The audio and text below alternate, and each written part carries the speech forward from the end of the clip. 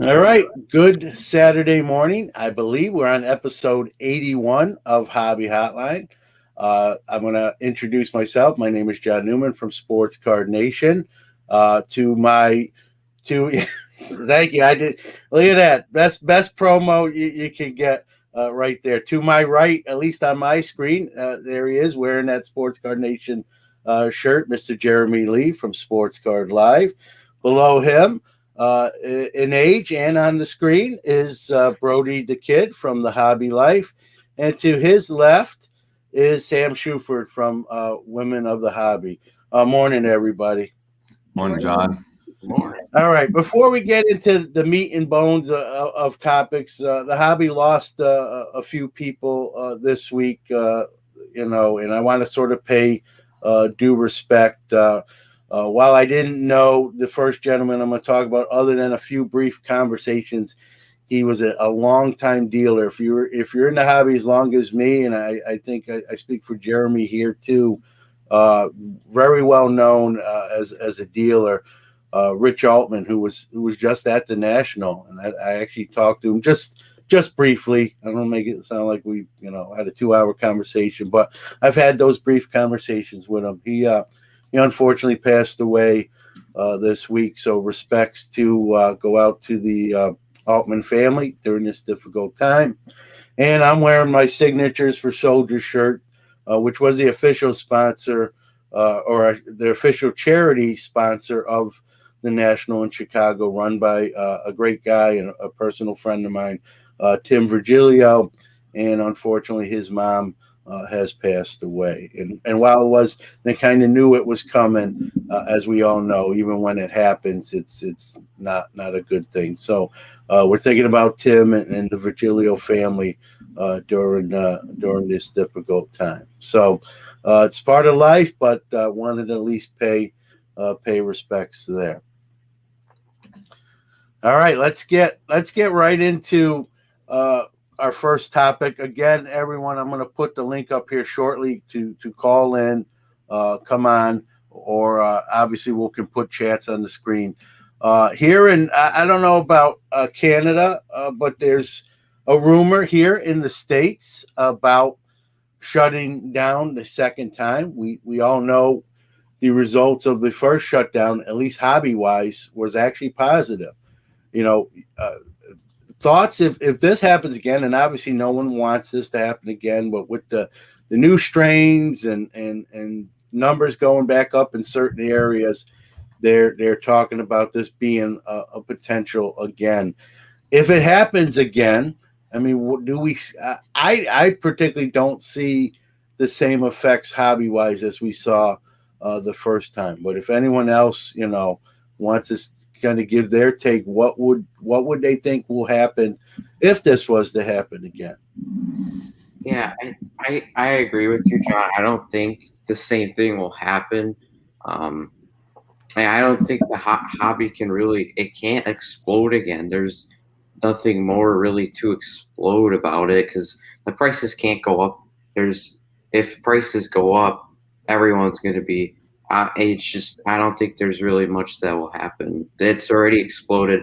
Everyone was already sitting at home with nothing to do, and it went way up, and now we're at that peak. I don't think it can go up anymore. I agree. I don't know about prices. That's always a tough one, but I do think we could see more entrants again as more people are forced to stay home. If it gets to that, if people are going to be forced to stay home again, I think, the longer people are at home, the more they're going to venture downstairs into the attic and those sorts of things to find things to fill their time. So will it be like the first time? Probably not, because the people who were most apt to do so probably already did. But I could see there being a few more people coming on, finding their way to the hobby. And then this is sort of off topic, but I do want to shout it out, John. Last night you debuted the first episode of Breaking Cardboard on your channel, and I just want to, if anyone didn't watch it, or I want to commend you. I watched it late last night at 1.5 speed, which is always a great way to consume content. And you had Yamwax on as a co-host, and he did a great job. Yeah. Asked some really great questions, and Dr. Beckett was your guest. And I thoroughly enjoyed it last night. So I just want to shout you out and congratulate you on launching your new content program. Well, I appreciate that, and coming from you, Jeremy, that even means even that much more. I'm no Jeremy Lee. I'm not trying to be, but the reason even that show, and I don't want to spend a lot of time on it, but I appreciate you bringing that up.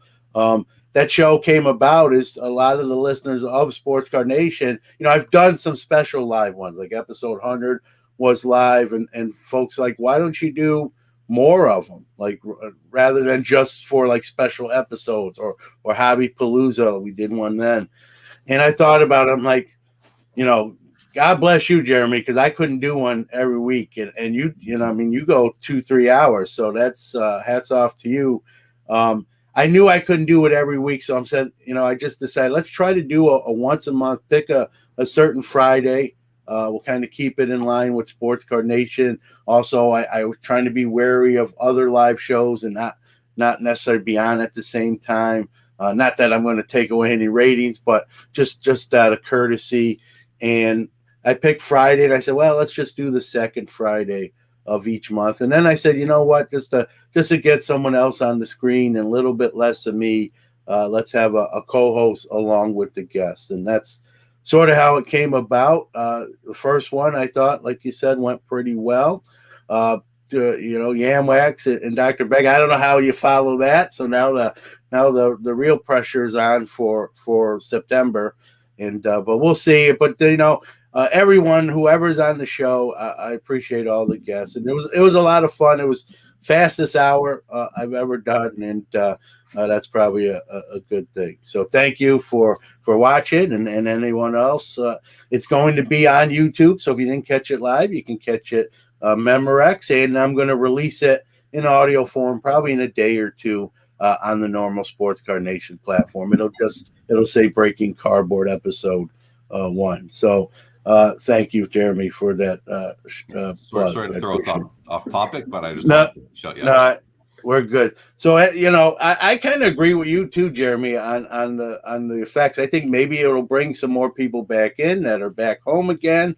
But I don't see the escalation of values that we saw on the first go around. I think people maybe kind of learned from the first time and then saw sort of what happened when we got up to speed with a little bit of a correction, a dip, whatever terminology you want to use on it. But hopefully we don't have a shutdown, and all this talk is for nothing. But we have to kind of address it because it's out there. So Sam, kind of your take on if this was to occur.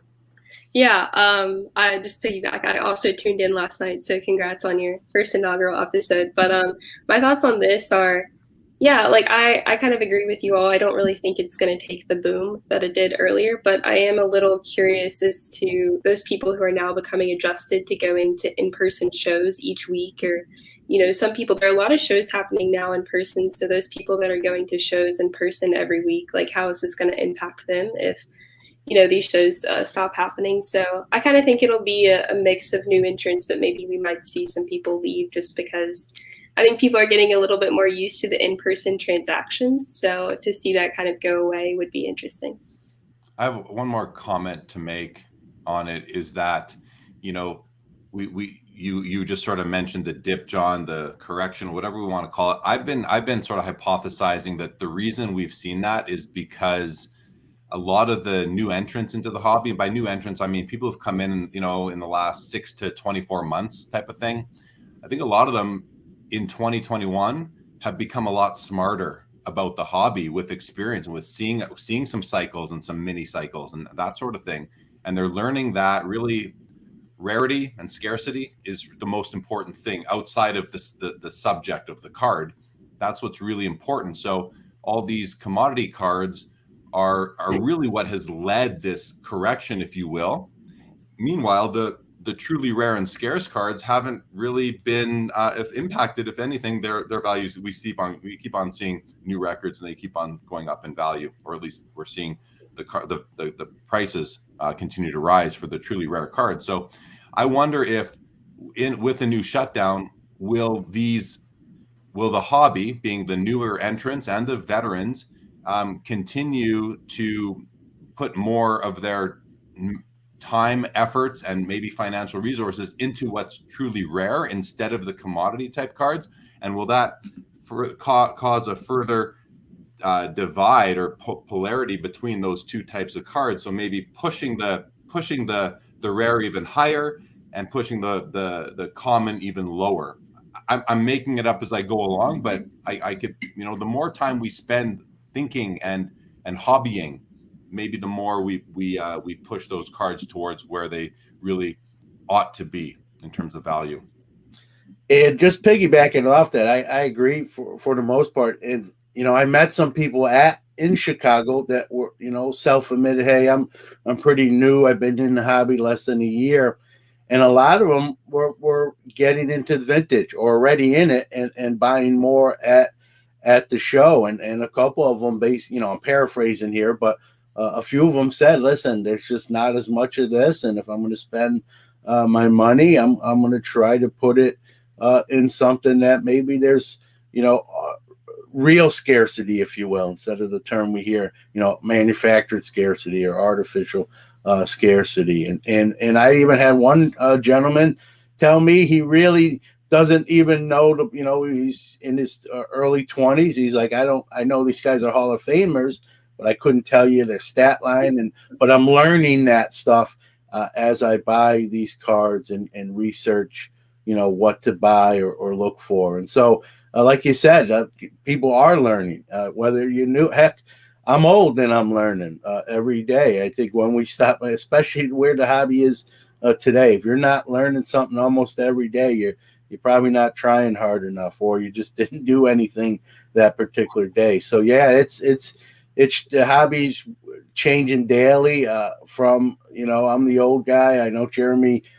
You've been in a long time, like myself. That this hobby years ago, you could leave for a week or 2 weeks and come back and not miss a thing, and you can't do that. You can't do that for a day or two now, and you'll have to catch up. And so the hobby's fast moving, and we'll see. I'm hoping there's no second shutdown. Obviously, no one wants that. I don't know how they would do stimuluses again for that side of things. I mean, that'll be a big impact to the hobby. I think it was the first go round. If they do that again and people are home, we could see, boom part 2 potentially. I don't think it'll be exactly the same, but Jeremy, you're in Canada. This is what I'm hearing here. What's going on there? Anything similar or not at all? Not necessarily full shutdown, but not a relief of measures that are in place either. So some of the restrictions that are in where I live in Alberta have been extended. But nothing I'm aware of right now that is pointing towards a complete shutdown again.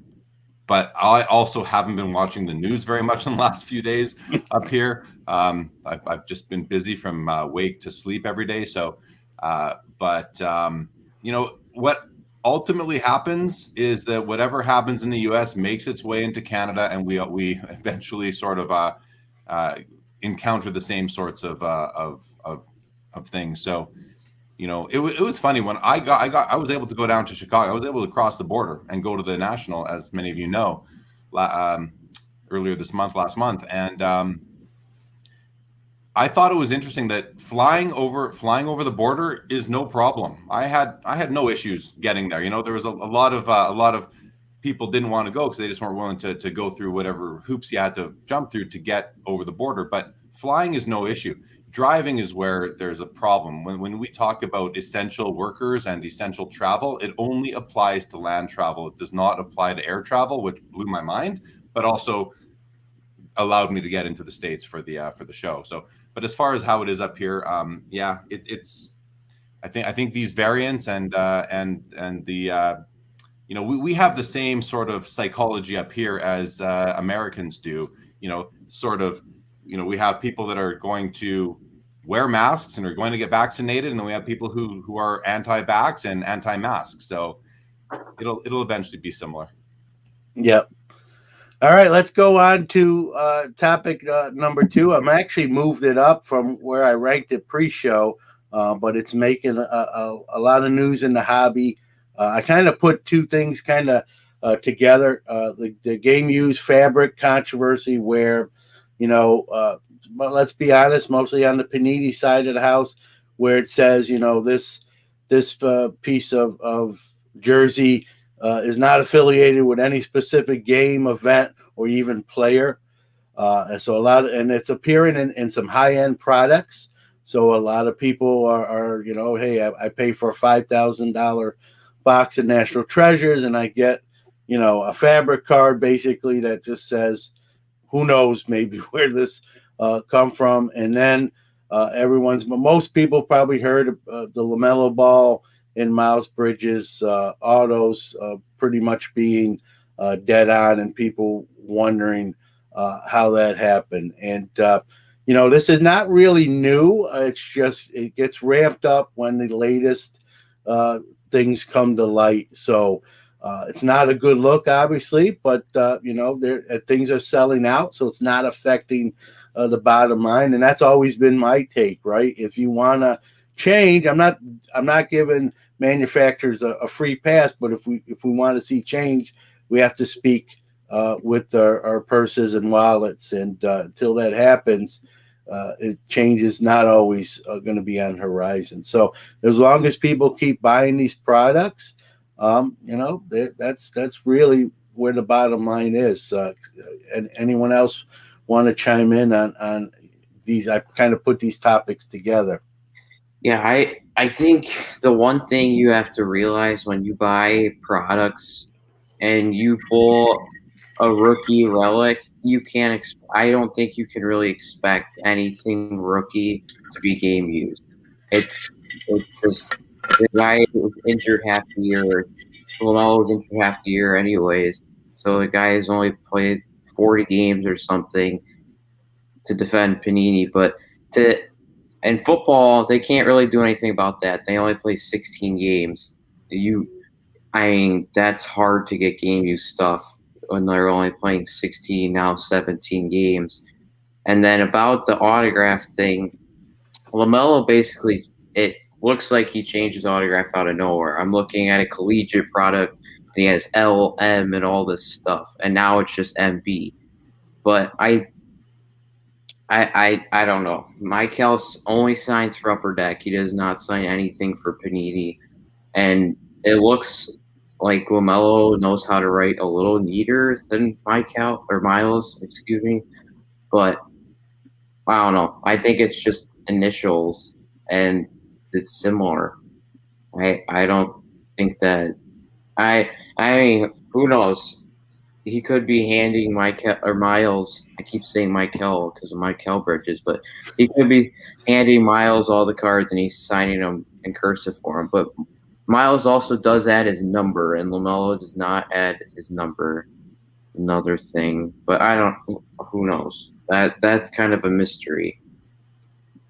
Yeah.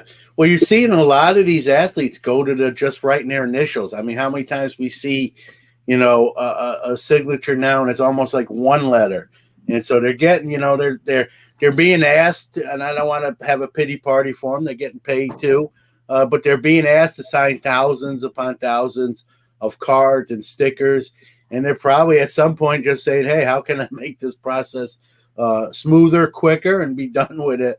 And a lot of them are resorting to probably a different signature than they would sign if they were purchasing a car or a house or something where they had to sign a few times there with their legit or their real signature, if you will. And anytime I pull a signature card and you get one of those nice signatures where it's the first and last name, you almost appreciate it more. You mentioned, Brody, about the event worn stuff, and it's hard with rookies, and again, I'll give them a pass with the pandemic. The rookie premiere hasn't went off like it has traditionally, where there's a lot of times where they get, especially on the football side of the house, those event worn, they call them. It's the rookie premiere. They haven't put on I don't know how many different jerseys potentially during those few hours, and then use those event worn in there. But now we're just seeing where there's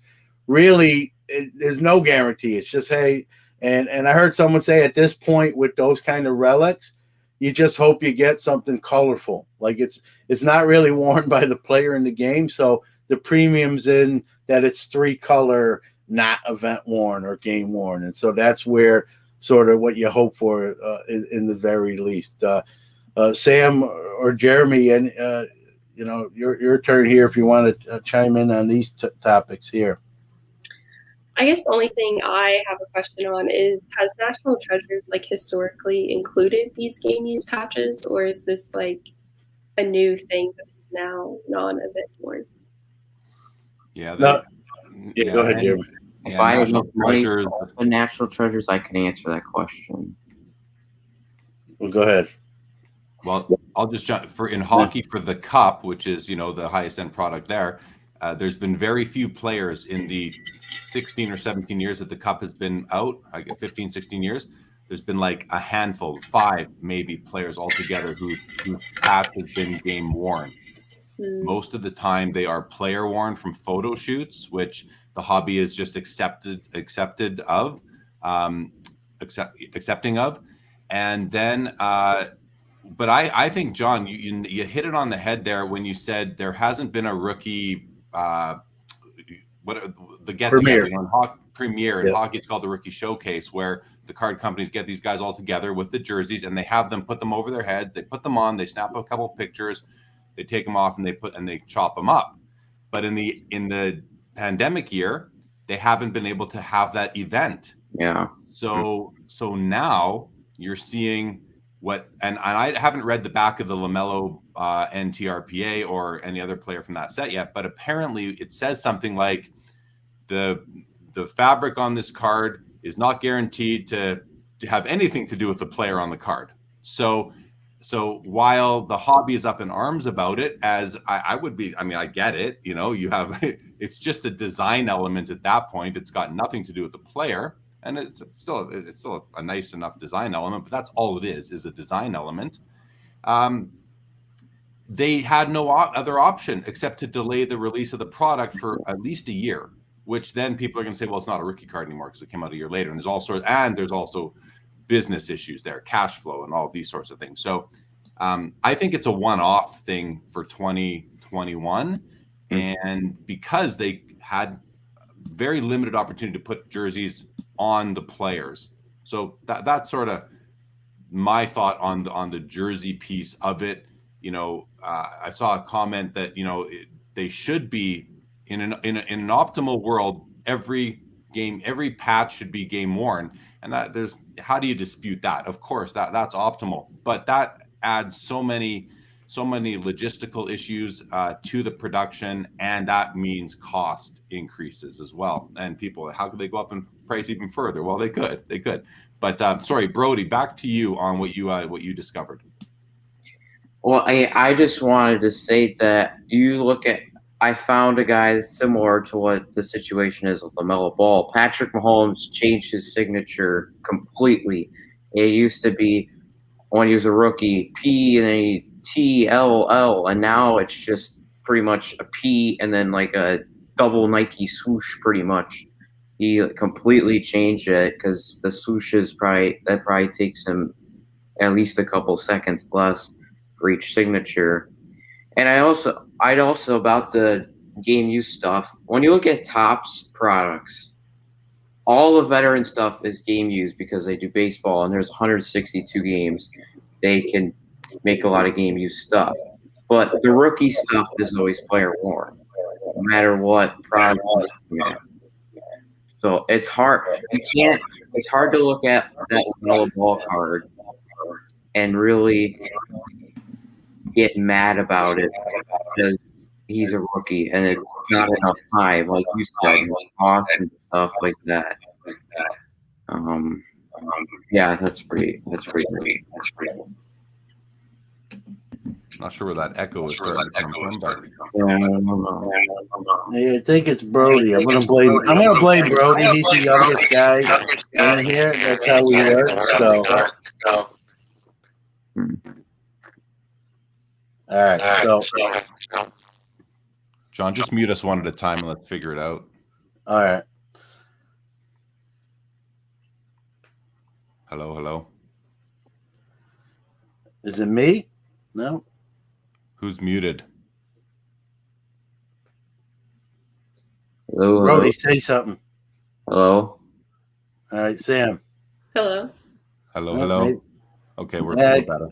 I guess it's. I'm still gonna blame Brody. I think he fixed it. So, As for the autographs, the LaMelo Ball and Miles Bridges autographs, I mean, I look at those things side by side, and I'd love to be able to find a way in my head to say that, oh, no, they just have a similar signature. But you look at those two things, they're the exact same, you know. So I think what happened is, and why would LaMelo Ball go from, you know, a full signature or a fuller signature to not LB but to MB because he's mellow? I mean, that it's a stretch. I think these are two young guys. They're buddies. They're just having some fun. And here, Miles, sign my cards for me. Ha ha ha. Panini. Ha. You know, they don't know. They probably don't know what's going on. Maybe they don't know what's going on in the hobby. And I've seen and heard people say that, you know, the way to solve it would be for Panini to have a witness there for the signing, which is really tough to do during pandemics. So I think all these issues are kind of one-off this year type of things, because usually there are witnesses there. If the card on the back says that it was witnessed, and it's obvious that, I mean, it's pretty darn obvious that that's not LaMelo's signature, or that it's not Miles Bridges' signature on his cards there, which I don't think is. I think it's the former. Then I think you have a bit of an issue that Panini misrepresented on the back of the card. But again, I haven't seen the back of the card. I don't know what it says, but I'm guessing that whatever it says was put there before these cards were even signed, obviously, right? So there's an issue there, but we're in a very unique year for the hobby, for the world, and you know, I don't know what the solution is there. You know, I'm not saying that the hobby should relieve Panini of any responsibility here, but what are the options now? They're gonna have to maybe remake them and then just, you know, send yours in and we'll send you a new one and we'll witness LaMelo signing them himself. And we've seen autograph controversies recently. You know, we the Dak Prescott auto pen, Luka Doncic's mom supposedly signing some of his stuff, and so it's not uncharted territory. It's probably stuff we don't even know that's happened, that, you know, people don't even realize. So if what you said is true, and hey, take this stack of cards and do the honors for me, you know, I wouldn't be shocked by that. Again, you know, one of the reasons, you know, Brody mentions about Patrick Mahomes basically shortening his auto. I mean, these guys are, and again, I'm not trying to stick up for them. It'll sound like that, but they're being asked to sign 1,000, 2,000, 3,000 or more autographs, stickers, cards. And you know, it gets probably monotonous. I'm not going to compare. You know, I sign 300 Christmas cards a year at my job, and you know, by the time I'm probably in the 150 card, my autograph has gotten shorter too. Not so much intentionally, just my hands getting tired. So I can see it a little bit. I guess maybe where, you know, the companies are asking. You know, they got to get the product out, so they're on a time constraint. I saw a comment from the card hobbyist about the time constraints lead to a lot of, hey, we need these back. If the time constraints weren't as bad, I think maybe you'd get probably better quality autographs. But then they'd probably be all stickers, because we can just put them on whatever product 3 years from now. And so, John, so I can speak to signing your name a lot, because in my career, I've in the past, not recently, but I used to have to sign about 30,000 times a year, my name. And so I'll show you my signature changed from what was a pretty nice every letter. It went to basically that. simply because I had to sign 30,000 times, and I'd sit there in my office every day signing, and it was I hated it. You know, it was a seasonal thing. It was a tax time, but you got to do it. So I completely sympathize with players who have to sign that many times. So I completely respect the guys who sign a nice full autograph, especially some of those older veterans who maybe aren't having to sign thousands of times. Maybe they're signing hundreds and they take their time. That to me is amazing, and there should be. I can see. I'd be willing to attribute more value to those beautiful signatures than these little squiggles or ones like what mine turned into, because you can just tell how much they. Why do we care so much if they don't care? I believe Prince stole that for his last before he passed away. His name there. It looks similar to that, but I'm kidding. Sam, we haven't heard from you on this one, so I'm gonna let you give your thoughts here. Yeah, I touched on it a little, but the one thing I think about LaMelo specifically is I think this is the first product that his auto is actually live and not a redemption.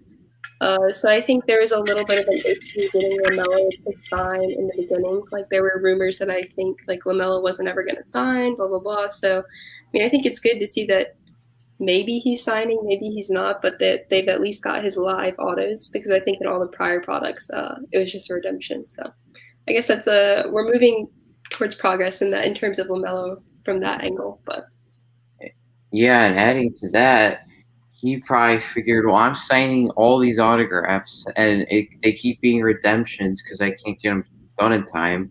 But people call me Mellow, so why don't I just switch it to this? So it takes way less time. I get paid to sign these. They go in. There's no redemptions. Panini's not yelling at me to get my cards in.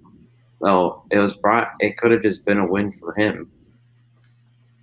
Yeah, we're really. It's almost like Jeremy said. Even with his own signature, he's changed it up. It's almost like those companies that authenticate autos. They're almost going to have like, hey, this is how he signs cards, and this is how he signs like public documents. In the wild, so to speak. They're almost going to have like two versions of autos, which is going to make their life a little bit more difficult. I saw a comment in the chat. Mickey Mantle's autograph was always well screened, and it is. I have one. It's a beautiful autograph. But again, as popular as Mickey Mantle was back in the day, I think today's players are asked to sign obviously way more, especially in the hobby world. There's no autograph cards in 1960 tops, right? And so there's more demand in current times for player signatures. I'm not, giving Mickey Mantle a pass. I'm sure he signed a lot of autographs and took pride in his penmanship. But not only are players now asked to sign, maybe potentially at the games they're playing or out in public when they're just, caught in public or what have you, but now the companies are requiring them to sign cards as well. So I think there's more demand, and let's be honest, the demand for autographs is more now currently than in the 60s and 70s. Sure, kids wanted an autograph of their favorite players, but it wasn't a business as much as it is now and financial. And so the demand is just more ramped up now. And I think these players are being asked to sign more out in public for card companies, at appearances, at events. And they've just very similar to what Jeremy said. At some point, you're just like, hey, I'm going to shorten and sweeten this up and be done with it. I'm signing that much. And so now we get sort of two versions of that auto. And times are changing too, right? Like nowadays you don't need to sign your name as much. You get DocuSigns, you can sign online, you can type your name, it converts it into initials or into your actual autograph. Back in the day, the Mickey Mantles of our world, they didn't have that option. They had to sign their name, and they probably back then felt like you had to be able to read it. You had to be able to look at an autograph or a signature and know whose name that was. Nowadays, you just maybe don't have to as much, and these players very rarely have needed to sign their name ever, and maybe some of them, just again, it's a time issue versus a hey, this is my autograph issue. But deeper than that, on the issue of the LaMelo card, it like while we want a nice autograph, that's the secondary thing. The primary thing is you want the autograph whose player is on the card. That's number one, and then let's have as nice as we can get. But let's first make sure that the autograph that's on the card is actually signed by the player, and that player actually touched that card. So I'll leave it there.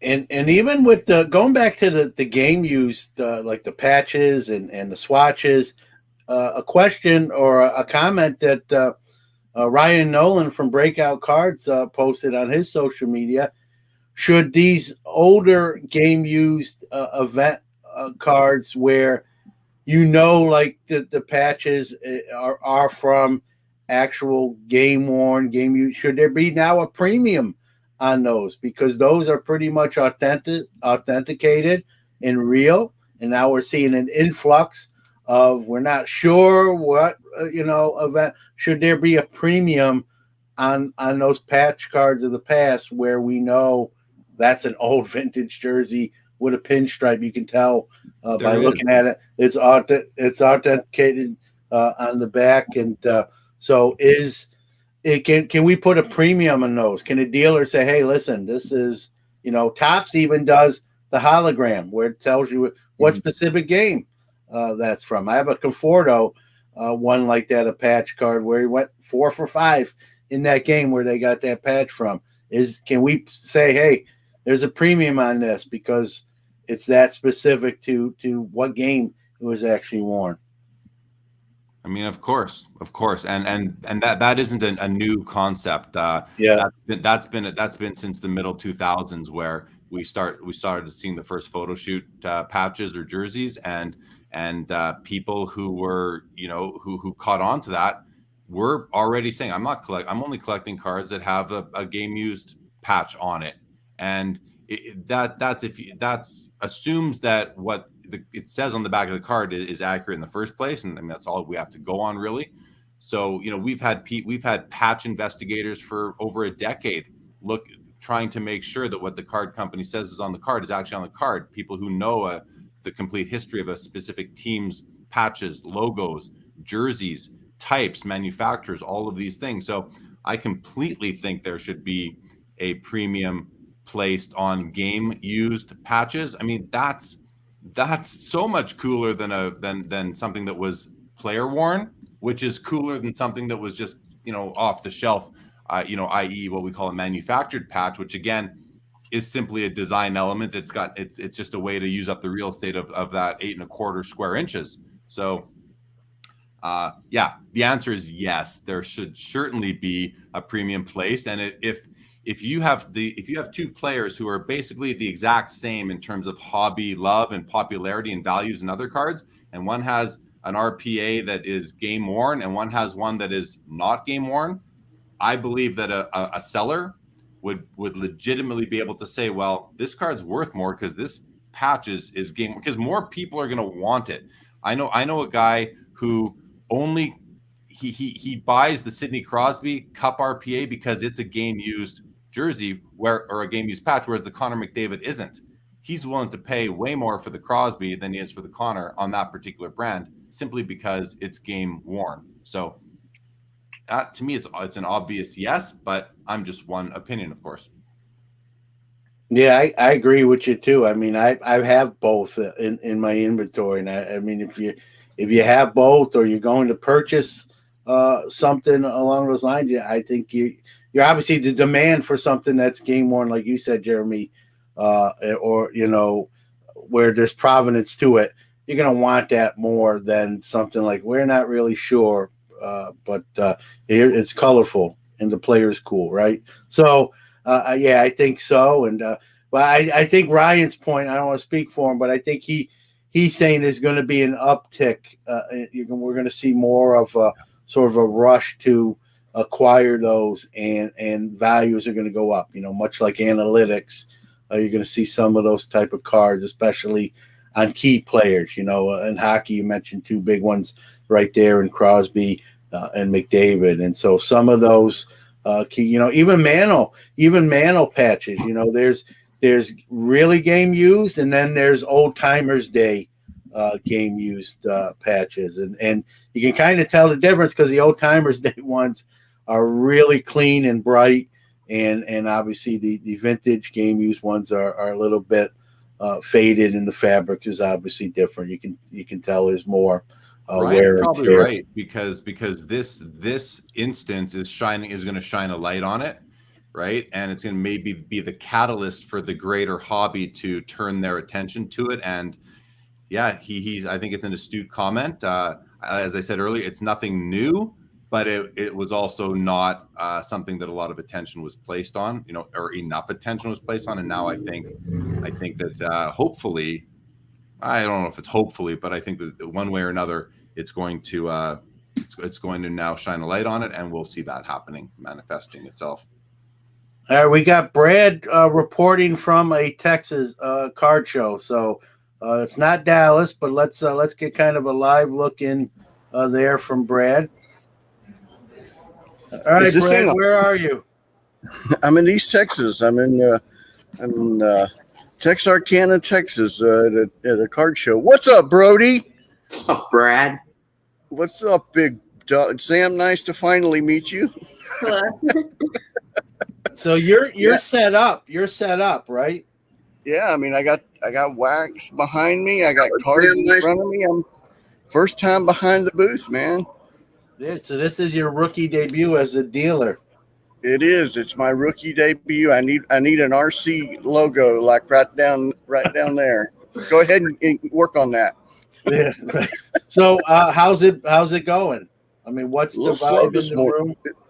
Yeah, it's a little slow this morning, but the autograph session's around noon, so it should pick up then. But the room's large. There's a lot of room. There are some people wearing masks. I know that y'all talked about that earlier. There are some people wearing masks. But, well, you know, in Texas, that's saying fun. something. Yeah. In Texas, that's saying something. Yeah. So this is a couple of people are wearing them, but not a lot. Maybe, 5, 6 handful. So was this a 1 day? Is this a 1 day show? Yep, it was from 10 to 4. Okay, so yeah, you're day. It's 10:30 there, so you got plenty of time to make some money. So if you know my story, the first show I did, I was 15. It was 1987, and I made $1,500, and I thought I was Rockefeller, and the rest is history. So go ahead and do that, and you're a little bit older than 15, but that's okay. It's never. I'm older than you are, so you can't say you're the oldest on the panel. So you can't do that anymore. Not now till I kick you out. So. Well, I do. Sam, welcome to the Hobby Hotline. I just hadn't had a chance to say hello. So, hi. Thank you. And then, Big Dog Brody, man. Big Dog Brody. And Jeremy, don't think I forgot about you neither there, Mr. Quiet Guy. You're giving me a bit of a complex there, Brad. I can't wait till we chop up that blue hat and get that into cards. Dude, that's you know what? We may do if we get Hobby Hotline cards. This will become a relic. Okay. I've just been me completely have been called a relic. So you're lucky it's just your hat. Yeah, so. I hear you, man. All right, you might have to fight the white for it. Yeah. All right, hey, good luck the rest of the show. Sell out, and let me know how you do later on today. All right, I'll holler at you on the way home. All right, I'll see you. Bye, guys. Have fun. All right, so that's a good segue kind of into we got about 15 minutes left for our hour.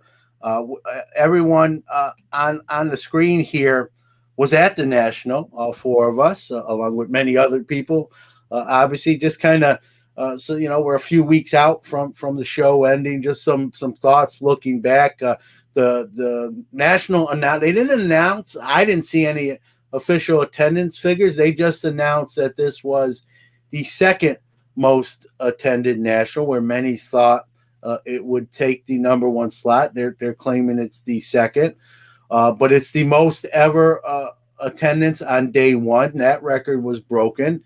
And 47, this number, I knew this number was going to be high, folks, but I didn't realize it was going to be this high. The National is saying that 47% of the tickets sold were first-time attendees, so just slightly under half. So as we're walking around looking at folks, 1 out of every 2, just about, the people we see, that was their first national, which I knew that number was going to be up there. I didn't realize it was going to be that up there. Like I said, all of us were there. Just your thoughts on maybe some of the numbers I threw about, or just things you saw there as well.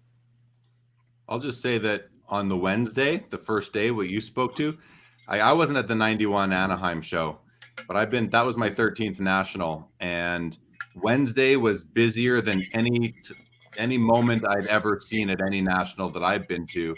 So for me, that was definitely the biggest and best one.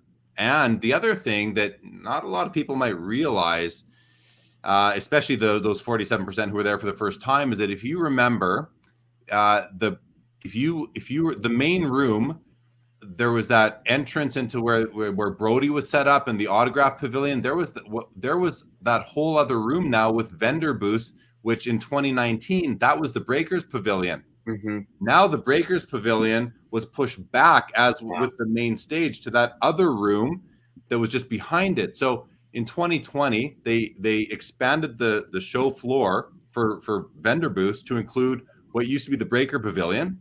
And in 2019, I believe they added that red carpet room at the far end. If you walk in and you go all the way to your right, there's that red carpet room, which is a lot of modern stuff in there.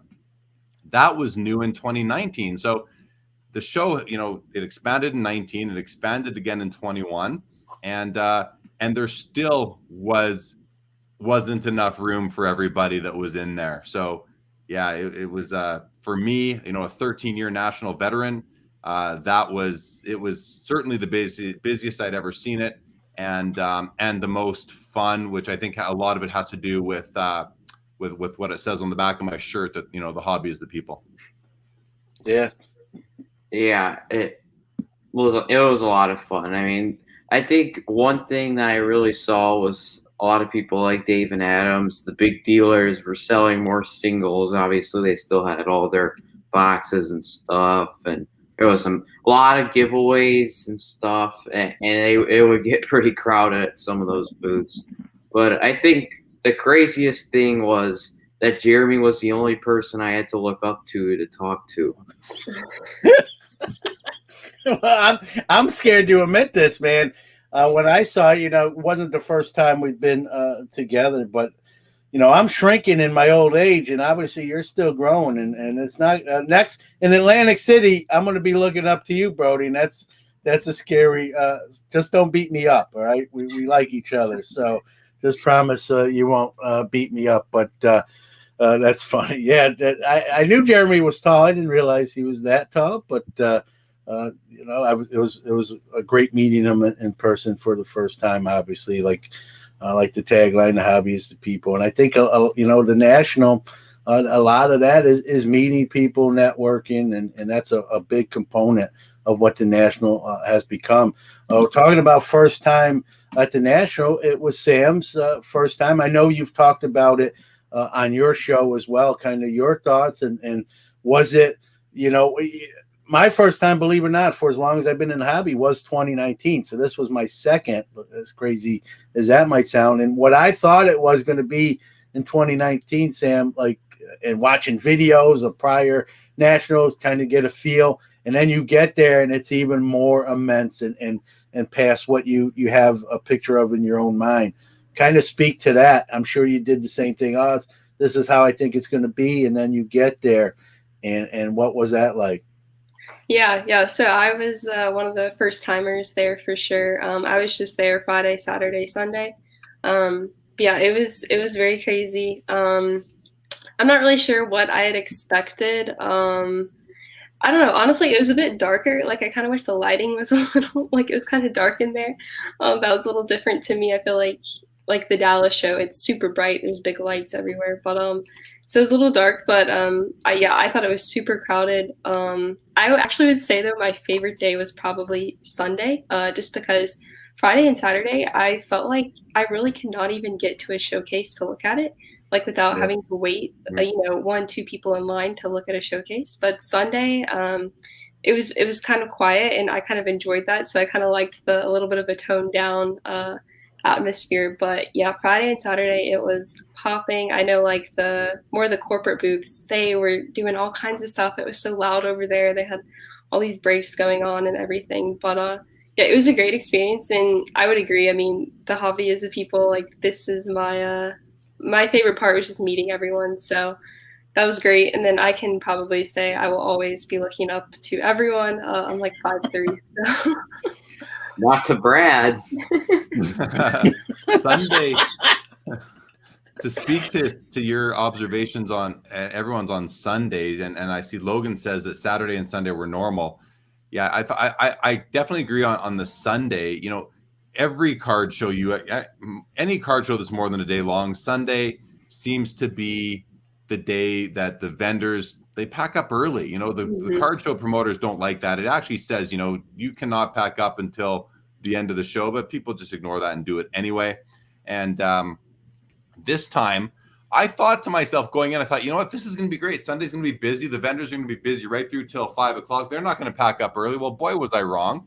There were vendors that were cleared out at like by noon on Sunday. And it actually, when I think about it now, it actually makes sense to me that, I mean, every vendor I asked how their show was, they were like, amazing. Everyone, amazing. Like they would roll their eyes and like they couldn't believe how much business they were doing. Best show ever for every vendor I spoke to. So when you've had such a great show and Sunday comes along and you're exhausted from the previous 5 days of setup and commerce and hobbying, it kind of makes sense that they would pack up early on Sunday and just try and get a head start and rest. And I, even as someone who wasn't set up with cards on display, come Saturday night, I was exhausted. It's just, it's a wear on your body and your mind, I guess. So I can understand why Sunday was a normal Sunday at the National.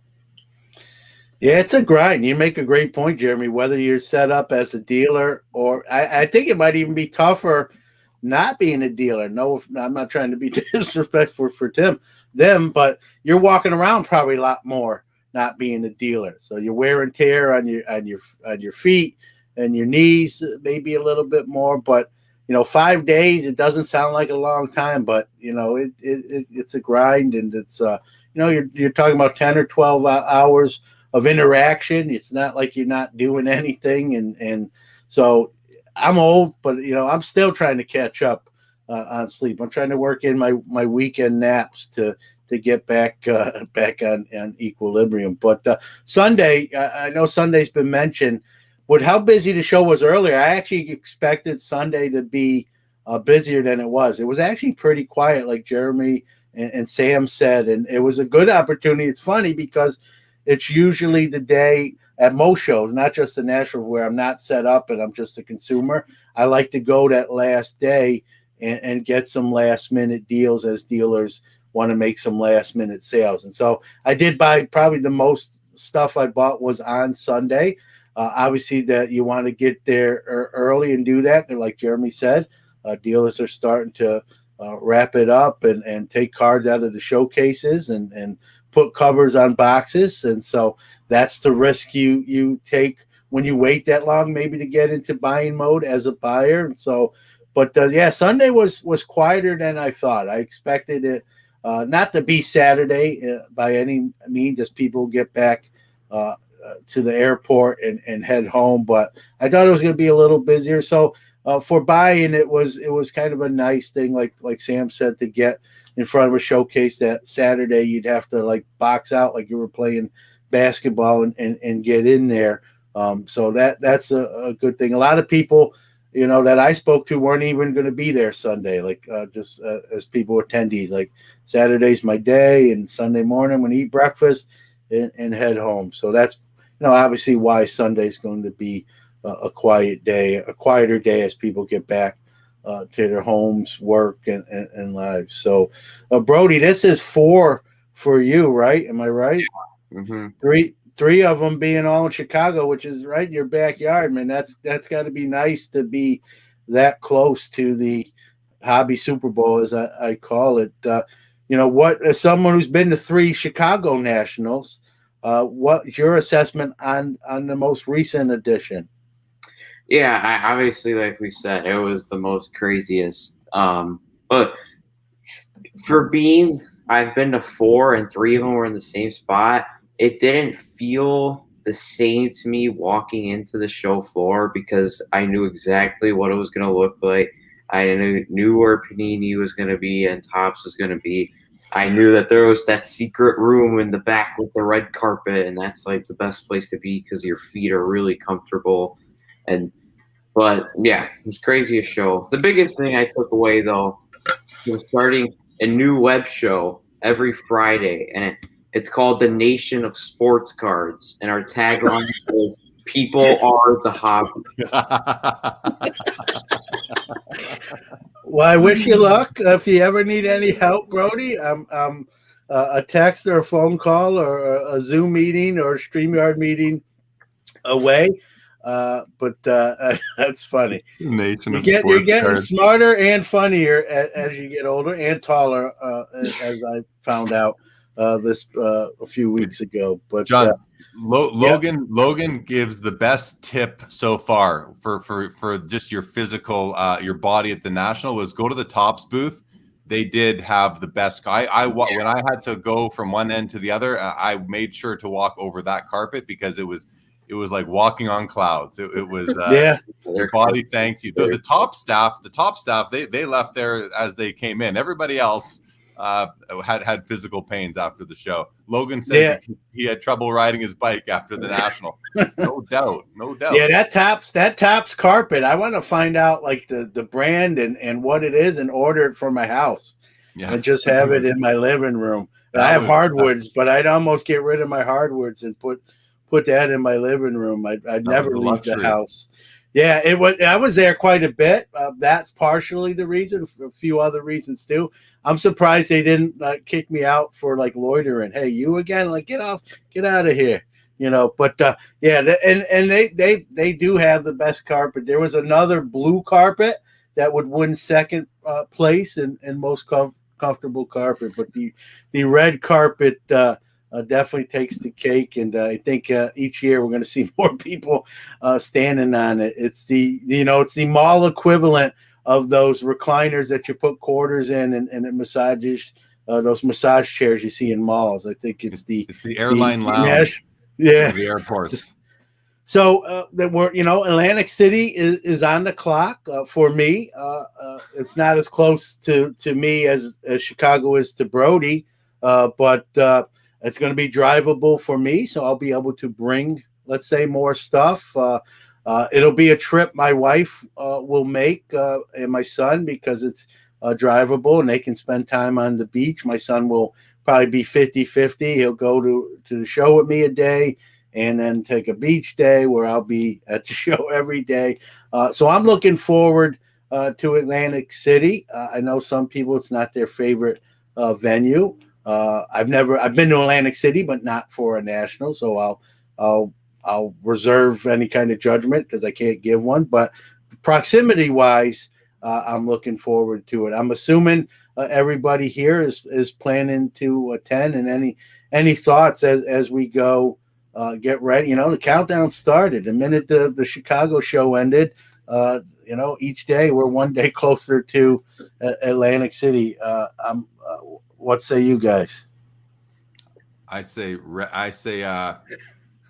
Tom's comment is hilarious. People would buy cards if they put that carpet in there. Yeah. Because just sit there and feel Event Cops could do stepped that. on. Event stepped on cards. You stepped on. Yeah, there you go. Yeah. Event stepped on. Hey, it's better than just right off the shelf. They really could do that though, because they had Chipper Jones at their booth. They could make Chipper Jones relics with that. Well, look how many people. Look at all the tops. The project 70. It would be Project John, 2020 artist Jeremy Lee stepped on it. Imagine if they did that, Good. giving it out at the next year at the National. Everyone's going to want a copy of that, even if it just had, if it had an athlete, even if it had a group picture of all the top staff that was at the show. I would want it as a memento of the show, especially if you have to wait a year to get it. I know we're just having fun with it, but that would be fun. Well, they got to buy a new carpet at some point. Carpet don't last forever. So when it's time to upgrade and get the new version, that thing's got to be swatched up and put, whether, like Jeremy said, it's a great giveaway at the show. Hey, here's the old carpet. Maybe even have some people sign it, or who knows what. You could go all sorts of different directions with that. But that'd be fun. Then they can add logos on the carpet each year, right? I mean, Tom should be working at Tops right now.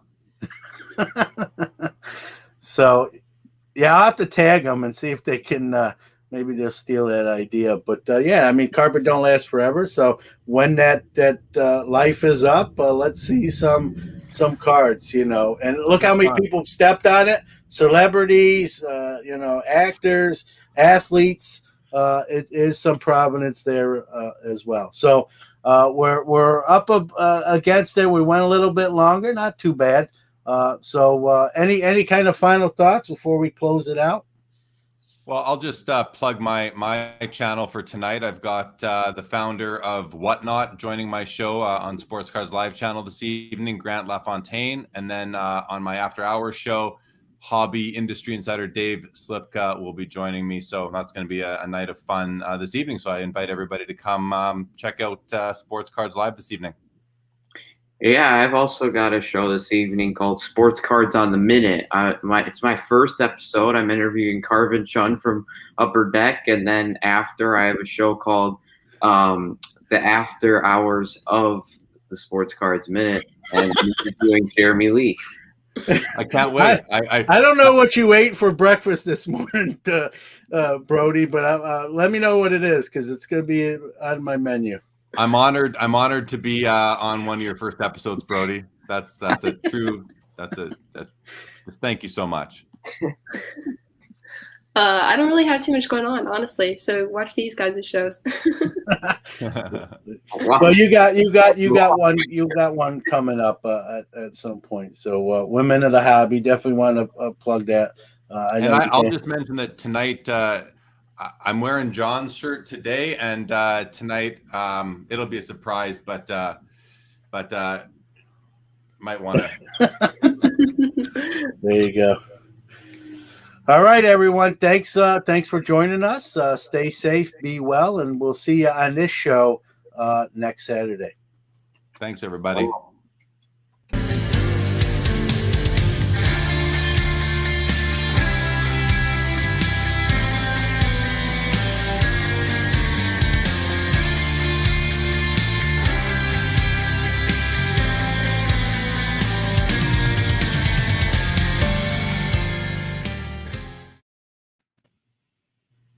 Good job. That was good.